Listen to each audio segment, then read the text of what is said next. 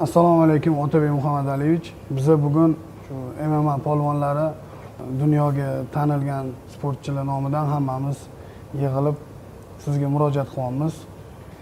Otabek Muhammadaliyevich, birlashgan o'zadi degan gap bor xalqimizda. Bizning yurtimizda Xudo xolisa butun dunyoga bayrog'imizni baland ko'tarib turadigan chempionlarimiz juda ko'p. MMA assotsiatsiyasi ochilib rivojlangunga qadar biz sportchilar hammamizning esimizda sportsmenlarga bo'layotgan munosabat moddiy va ma'naviy jihatdan og'ir ahvoldaligi hammamizning esimizda. Bu federatsiya ochilganda biz sizga tug'ishgan akamizdek ishonganmiz, chunki biz polvonlar agar kimgadir ishona olmasak, biz u odamga ishonmaymiz. Lekin biz sizga tug'ishgan akamizga ishondik. Orqangizdan ergashdik. Siz bizga shaxsan menga kam ta'minlangan oilalar ham hammasi sport bilan shug'ullanishi kerak. Hech kimda muhtojlik bo'lmasin deb aytgansiz. Siz bilan rejalarimiz bor edi.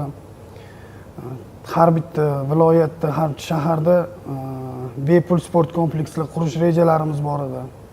Biz ham bayroqni ko'taramiz, yurtimizga sadoqatli farzand bo'lamiz. O'zimizni ko'rsatadigan vaqt kelibdi deb hamma poylab turgan mahal ayrim sabablarga ko'ra biz bilmaymiz, u sabablarni siz federatsiyani qoldirib ketyapsiz. Bu rejalarni kim bilan amalga oshiramiz? Bu rejalar yurtimizdagi hamma yoshlarga imkoniyatidir-ku. Yosh kelajak avlodimiz o'zini ko'rsatgani hammasi shay turgan vaqtda siz bizani qoldirib ketyapsiz. Yoshlar jinoyatchilikka emas, MMA sportiga qiziqish juda oshgandi. Chunki hammasiga umid beruvdingiz. Bepul sport komplekslar, sport inventarlar, uzoqqa bormaylik. Men o'zim ko'cham bolasi bo'lganman, juda ko'p qoqilganman hayotda. Lekin menga qo'l cho'zib, menga imkoniyat berdingiz.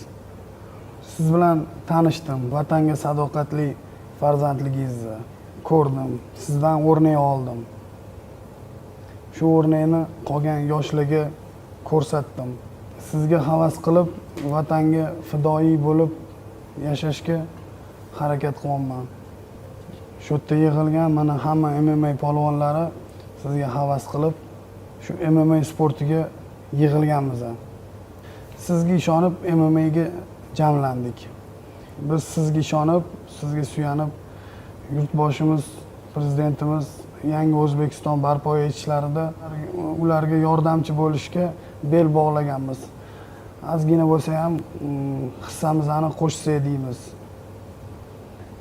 MMA assotsiatsiyasi tashkil qilingandan keyin shu 10 yil, 15 yil bo'lmagan ishlar mana 1 yilda tashkil topib, butun dunyoga bizani o'zbek botirlarimizni, o'zbek polvonlarimizni ko'rsatdingiz. Hamma chiqib shu Humo Arenada bo'lib o'tgan turnirda mana Muzaffar akam, hamma polvonlarimiz qo'l ustun kelib g'alaba qozonishdi. Butun dunyo ko'rdi. Men ishonaman, hozirgi bizani polvonlar, keyin katta o'sib kelayotgan polvonlarimiz butun dunyoda eng kuchli bo'lib bayrog'imizni ham balandga ko'taradi. Butun dunyoga pandemiya keldi, mana O'zbekistonda ham karantin bo'ldi. Biz shu polvonlar bilan, aka-ukalarim bilan 300 mingdan ortiq odamga karantin paytida kasallikdan yo nimadandir qo'rqib uyda o'tirmasdan shu yurtboshimizga suyanchiq bo'laylik deb uyma-uy yurib, shu aka-ukalarim bilan ro'zg'oridan xabar oldik. Lekin sizni kamtarligingizdan o'rnak olib, bu narsalarni shov-shuv qilmadik, internetlarga chiqarmadik, videolarni olmadik. Nogironlardan xabar oldik, bolalar uyidan xabar oldik, kam ta'minlanganlardan xabar oldik.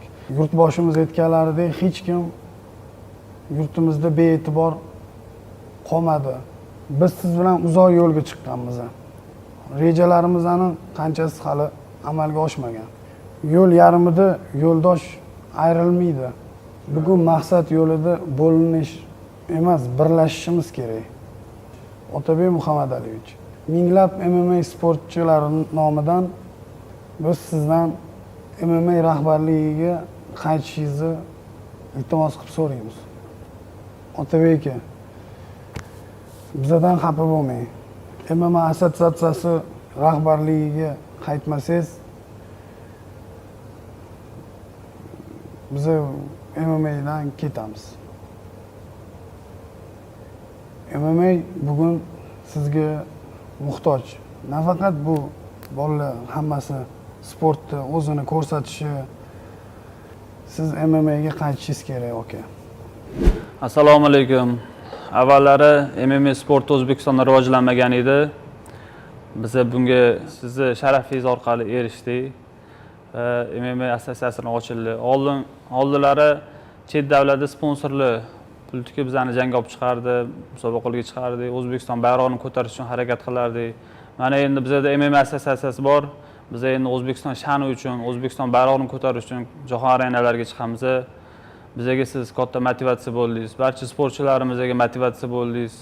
Sportchilar hammasi shuni xohlaydiki, siz biz bilan qolishingizni va O'zbekiston bayrog'ini yukseklarga ko'tarish xohlaymiz. Otabek aka, qaytmasangiz bo'lmaydi. Assalomu alaykum. Men Buxorodan Muzaffar Rajabov bo'laman. Buxoroda MMA assotsiatsiya federatsiyasi. Rukopashniy bo'y bo'yicha prezident federatsiyasi Buxoroda. Men nima demoqchiman? Shu sportning ichida 20 yil ichida yuribmiz.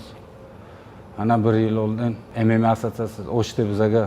Otabek akadan nimani so'raymiz? Shu narsani ochdilar va turnir qildik. Shuncha O'zbekistonni butun dunyo taniydi. Butun dunyo tan bergan. Shu O'zbekistonda shunaqa MMA assotsiatsiya ochdi. Yaxshi bayslar bizga hammamiz chiqibmiz. Nimani ana Buxoroda hozir biza katta niyatga bu narsani ochyapmiz. Buxoroda hozir shunaqa letniy zal qildik. Hammani chaqiryapmiz, zuborga chaqiryapmiz.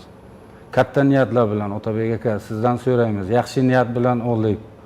Katta niyatlarimiz bor edi. Nimagadir bunaqa bo'lib qoldi aka. Qanday desam, siz kerak bizga aka. Shuncha podeshka berib o'tiribsiz aka, shuncha hammasi siz tufayli. Har taraflama siz bilan bizga gardisa qilamiz aka. Sizlardan iltimos qilamiz sizdan aka, qayting. Birdaniga hamma niyatlarni qilaylik. Katta niyatlar bor bizga aka. Faqat iltimos qilib sizdan so'raymiz aka. Здравствуйте, Otabek aka. Меня зовут Юлдашев Ильхом. Я занимаюсь уже 15 лет борьбой самбо и боевой самбо, являюсь мастером спорта международного класса. Обращался к вам с просьбой, хотел обратиться к вам с просьбой вернуться и стать снова президентом ассоциации ММА, так как я 10 лет назад еще мне предлагали заниматься ММА и выступать, но я не хотел, что я не видел перспектив. И после того, как вы пришли в ММА и стали президентом, я понял, что я могу там продвинуться и чего-то добиться в жизни.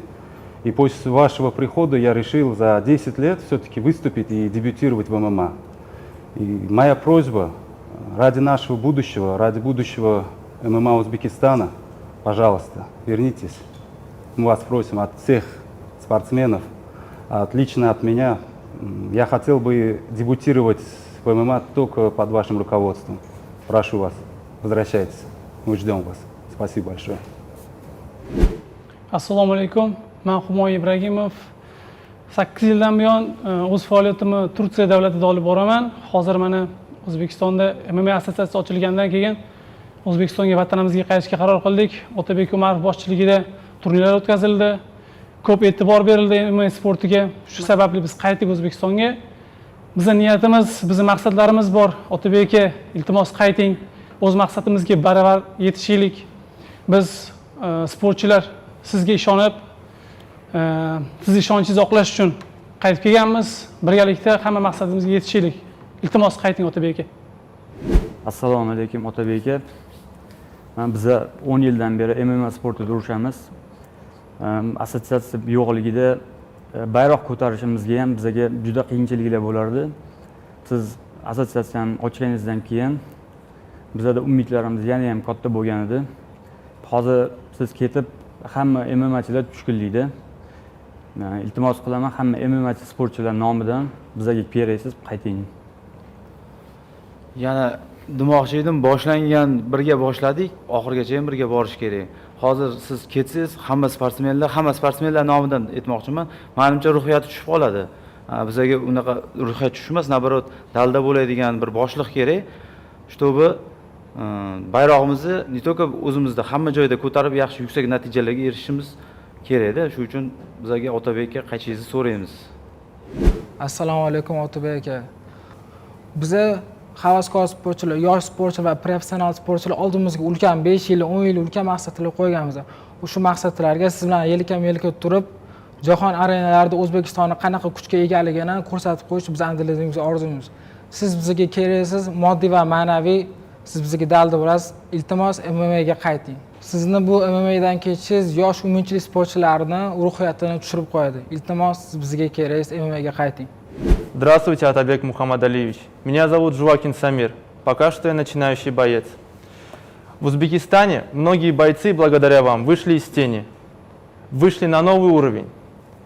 У нас появилась возможность тренироваться с лучшей экипировкой и в лучших залах страны.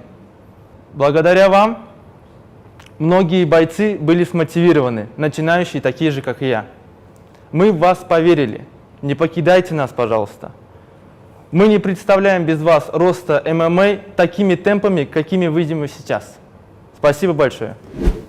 Fursatdan foydalanib biz MMA sport polvonlari yurtboshimiz Shavkat Miromonovichga murojaat qilmoqchimiz. Muhtaram Shavkat Miromonovich, Otabek Muhammadaliyevich MMA sporti uchun juda ko'p ish qildilar. U kishi boshchiligida hech kimga ko'z-ko'z qilmay 100 minglab odamlarga ijtimoiy ko'mak berildi. Biz O'zbekistonda MMA sporti rivojlanishi, MMA sportchilari ichidan yana xudo xolisa yuzlab jahon chempionlari chiqishi uchun Otabek Muhammadaliyevichga ehtiyojimiz bor. Shu masalada bizga ko'mak berishingizni sizdan iltimos qilamiz. Biz sizga ishonamiz va suyanamiz. Shavkat Miromonovich.